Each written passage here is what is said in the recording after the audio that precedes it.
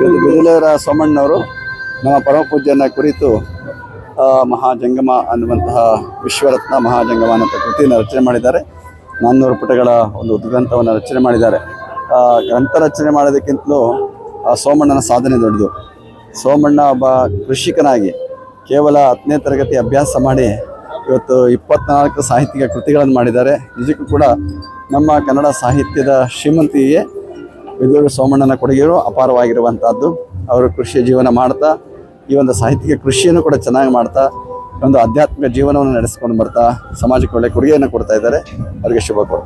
ಇದರಲ್ಲಿ ಶ್ರೀಗಳ ಜೀವನ ಚರಿತ್ರೆ ಇದೆ ಅಂತ ಹೇಳಿ ಕೇಳ್ಪಟ್ಟಿದ್ದೀವಿ. ಸ್ವಾಮಿ ಬುದ್ಧಿಯವರ ಜೀವನ ಚರಿತ್ರೆನೇ ಪೂರ್ತಿ ಇರುವಂಥದ್ದು. ಅದಕ್ಕಾಗಿ ಅದನ್ನೇ ಅವರ ಹೆಸರಿಂದ ಬರೆದಿರುತ್ತಾನೆ. ಪೂರ್ತಿ ಅವರ ಜೀವನ ಹುಟ್ಟಿನಿಂದ ಆರಂಭದ ಕೊನೆಯವರೆಗೂ ಕೂಡ ಎಲ್ಲವನ್ನು ಒಳಗೊಂಡಂತೆ ಒಂದು 24 ಅಧ್ಯಾಯಗಳನ್ನು ಒಳಗೊಂಡಂಥ ಗ್ರಂಥ ಇದಾಗಿದೆ. ಬಿದಿಲೇರ ಸೋಮಣ್ಣವರು ನಮ್ಮ ಪರಮ ಪೂಜ್ಯನ ಕುರಿತು ಮಹಾಜಂಗಮ ಅನ್ನುವಂತಹ ವಿಶ್ವರತ್ನ ಮಹಾಜಂಗಮ ಅನ್ನುವಂಥ ಕೃತಿಯನ್ನು ರಚನೆ ಮಾಡಿದ್ದಾರೆ. 400 ಪುಟಗಳ ಒಂದು ಉದ್ಗ್ರಂಥವನ್ನು ರಚನೆ ಮಾಡಿದ್ದಾರೆ. ಗ್ರಂಥ ರಚನೆ ಮಾಡೋದಕ್ಕಿಂತಲೂ ಸೋಮಣ್ಣನ ಸಾಧನೆ ದೊಡ್ಡದು.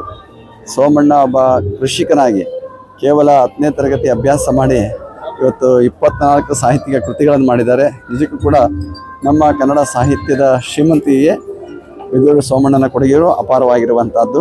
ಅವರು ಕೃಷಿ ಜೀವನ ಮಾಡ್ತಾ ಈ ಒಂದು ಸಾಹಿತ್ಯಿಕ ಕೃಷಿಯನ್ನು ಕೂಡ ಚೆನ್ನಾಗಿ ಮಾಡ್ತಾ ಒಂದು ಆಧ್ಯಾತ್ಮಿಕ ಜೀವನವನ್ನು ನಡೆಸ್ಕೊಂಡು ಬರ್ತಾ ಸಮಾಜಕ್ಕೆ ಒಳ್ಳೆ ಕೊಡುಗೆಯನ್ನು ಕೊಡ್ತಾ ಇದ್ದಾರೆ. ಅವರಿಗೆ ಶುಭ ಕೋರು. ಇದರಲ್ಲಿ ಶ್ರೀಗಳ ಜೀವನ ಚರಿತ್ರೆ ಇದೆ ಅಂತ ಹೇಳಿ ಕೇಳ್ಪಟ್ಟಿದ್ದೀವಿ. ಸ್ವಾಮಿ ಬುದ್ಧಿಯವರ ಜೀವನ ಚರಿತ್ರೆನೇ ಪೂರ್ತಿ ಇರುವಂಥದ್ದು. ಅದಕ್ಕಾಗಿ ಅದನ್ನೇ ಅವರ ಹೆಸರಿಂದ ಬರೆದಿರುತ್ತಾನೆ. ಪೂರ್ತಿ ಅವರ ಜೀವನ ಹುಟ್ಟಿನಿಂದ ಆರಂಭದ ಕೊನೆಯವರೆಗೂ ಕೂಡ ಎಲ್ಲವನ್ನು ಒಳಗೊಂಡಂತೆ ಒಂದು 24 ಅಧ್ಯಾಯಗಳನ್ನು ಒಳಗೊಂಡಂಥ ಗ್ರಂಥ ಇದಾಗಿದೆ.